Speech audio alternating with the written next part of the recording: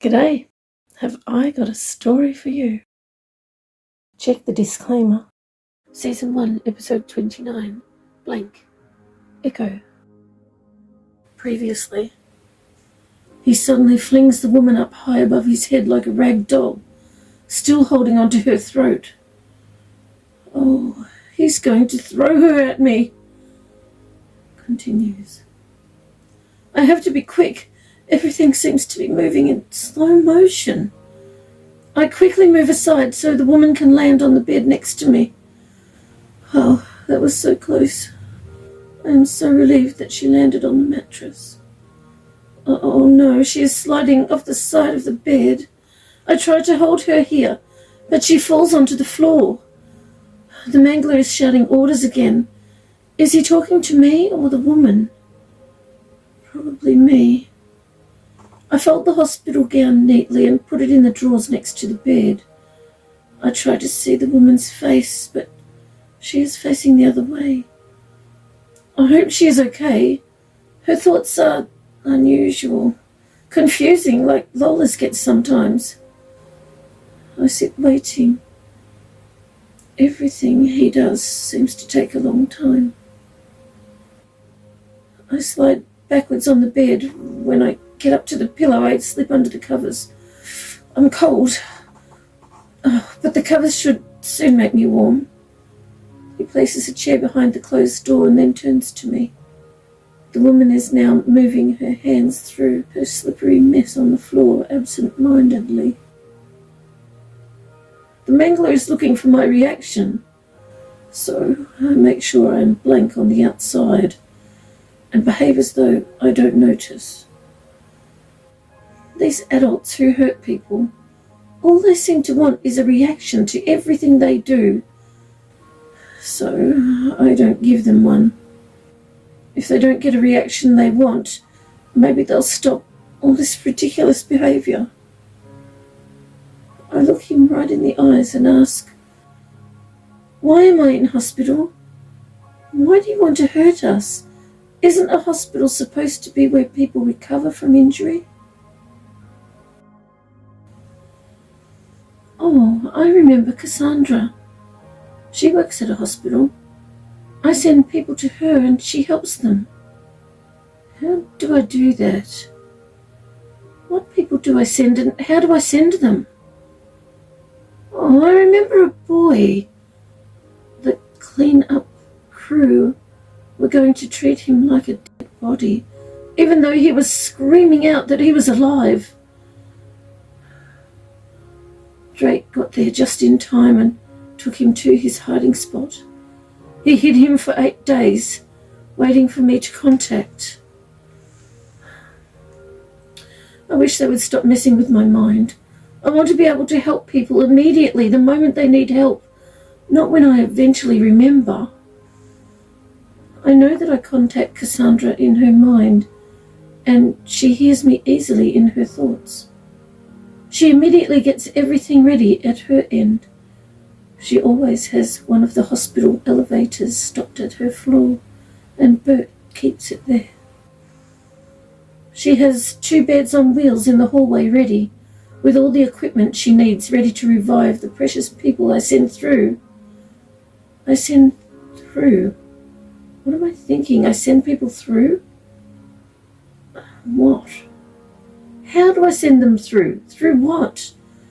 I'm sure I know. I wish I could remember. I remember the names of the 3 people who usually help her. Bert, Dot, and Flo. The 3 women take care of the people, and Bert is usually the one who takes charge of the elevator. Why? What is so important about the elevator?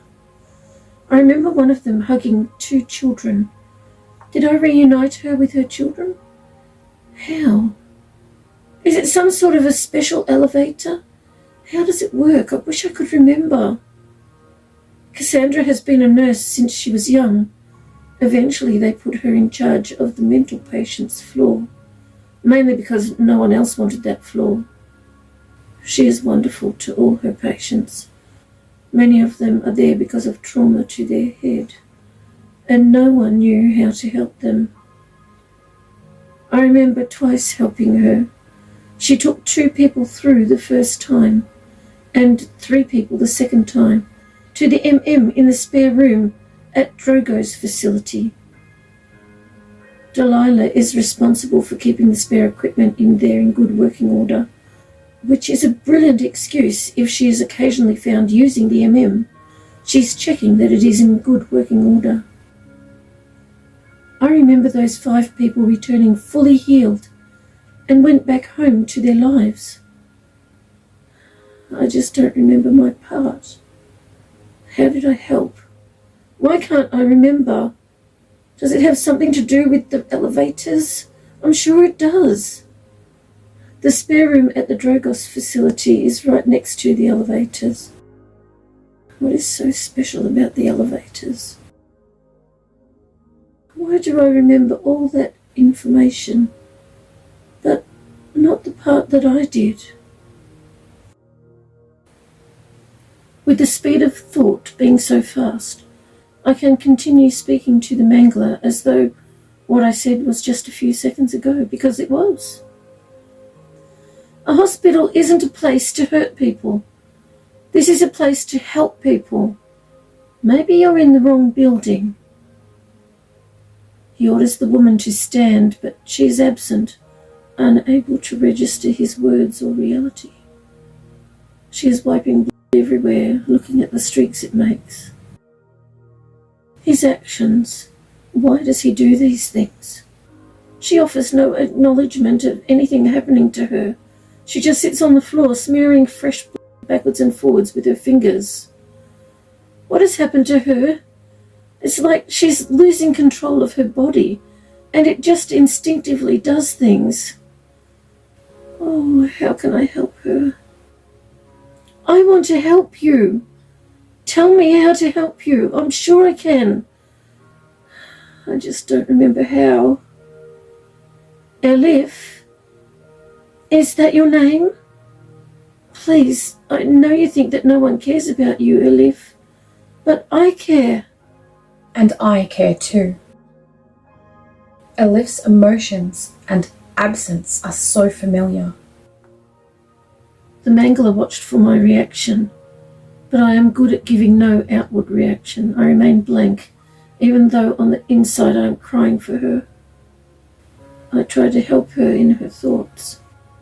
I push aside confusing mechanical thoughts and numerous code words, but she thinks to me that he is going to kill her, and there's nothing we can do about it. What is he doing now? Oh no! Oh, I hurt. And I can see that she does too. I can feel his anger increasing. I don't understand what is there to be so angry about. Maybe if he stopped being so ridiculous, he wouldn't be so angry. Now he's grabbing Elif's neck again. She has such a thin neck, but that doesn't mean people should use her neck as a holder. People hold on to me by the arm. Isn't that easier? He roughly puts her on the bed beside me. It seems like he wants my face beside hers. I close my eyes and he yells at me that I must watch. Why? I'm really not interested in all this shocking behaviour. If he needs an audience, why doesn't he invite all those people who work for him? The ones who seem to like all these awful things. Suddenly he pulls me by the hair and holds it to put my face into position. Oh dear, I don't want to watch his horrible behaviour. Oh, why? Why does he keep hurting her? It looks like she is going to fall off the side of the hospital bed, so he pushes the bed against the cupboard to stop her from falling, so he can continue. He grabs my hair and pushes my head into the next position where he wants me to watch.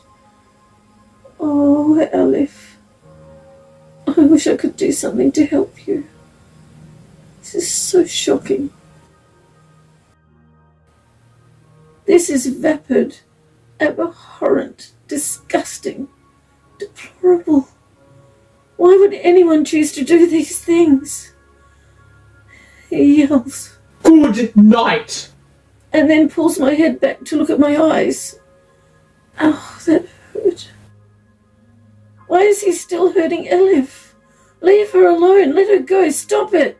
Good night! He yells again. Good night? Why would he say that? Is he tired? He doesn't seem tired. I ask, are you sleepy? Is it your bedtime? It could be your bedtime because this window has false sunlight. It could be the middle of the night.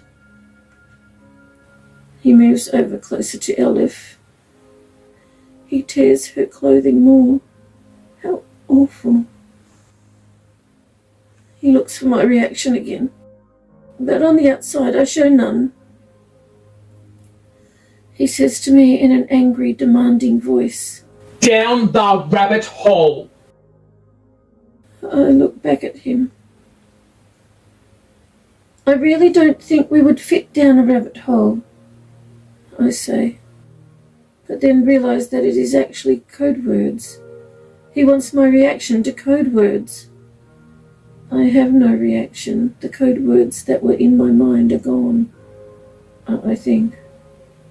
Well, they're not working anyway. He growls. Candy girl, come forth! What's your name? I answer with my name and ask him, what is your name? He puts his face so close to mine. I am breathing his hot breath. Ugh. It makes my stomach turn. I want to vomit, but I can't. He presses his mouth on my face as he both spits and screams words at me. Good night! Down the rabbit hole! Go to sleep! Go to sleep now! Do you really want me to go to sleep? I ask. Maybe you should have a nap too. We could turn off the false window light. This time he puts my face down on the bed.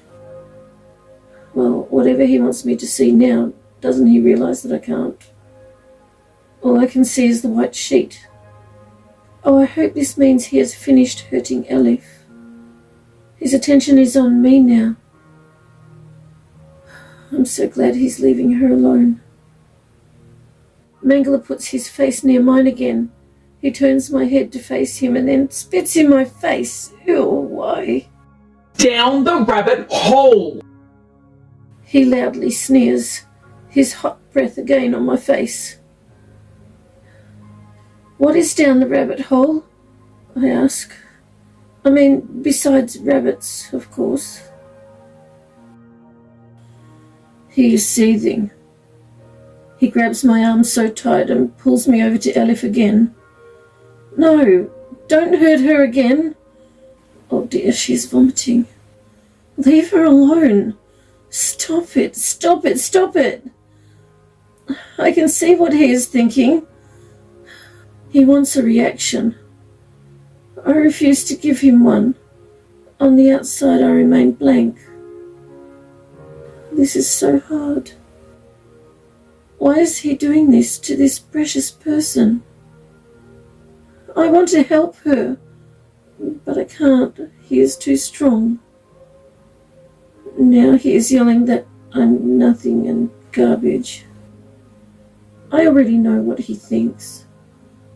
This is absolutely horrendous. I wish that I could help her. The mangler roughly jerks my arm around, and even though I make my body stay limp, so I don't get hurt as much when he pulls me around, I feel my shoulder pop and dislocate. It hurts. What is he doing now? Oh dear. I can see that her pain is severe. My shoulder hurts and my arm is a little numb, or maybe heavy. I'm not sure if I can move my arm. He is so irate, his face red and his eyes piercing, breathing heavily as though he is about to scream again. I ask, "Are you okay?" He slaps me across the face and is now yelling at me that I'm garbage and nothing again. "I think you might be mistaken. I am not garbage or nothing. I am a girl," I respond politely. His anger keeps rising. Why? Mangala leans over to the small set of drawers beside the hospital bed, where I folded the hospital gown. He opens the top drawer and takes something from it with a look of expectancy on his face. Anticipation. Yuck. The Mangala screams that I'm the reason she will die, and is trying to convince me that what he is thinking about doing is my fault. Lies. No. Wow, he is so very loud. Does he really expect me to believe that? Does he think that excessive volume will make me think that it is true? I don't know, and I don't want to check his thoughts to find out. He screams, spitting everywhere. What are you doing to her? No! Stop it! Stop it! Just stop it! Don't hurt her! Leave her alone! Oh, she must be in so much pain. I hear Elif moaning, but she still offers no resistance. He is disappointed that she is not screaming loudly. Why? I wish I could help her, but how? I try to remember how I've helped others. I'm sure I have. How? I wish I could remember. I recall helping a woman named Delilah. Or was she helping me? I'm not sure. I remember the scientists calling people logs and throwing them in organic waste bins, ready to be disposed of as though they were of no value to them anymore. Delilah gets every one of them she can and takes them to the spare room with the extra MM in it. If she does it quickly enough, the MM revives them. She keeps them hidden, sometimes for days, until I can help her. I helped her rescue many of them. If I could just remember how, maybe I could help Elif as well. This is so hard. Being here with little sweetheart when she concentrates so much on wanting to help someone that she doesn't notice me. I will stay with you, little sweetheart. You are not alone. Oh, Elif. I wish you weren't in so much pain.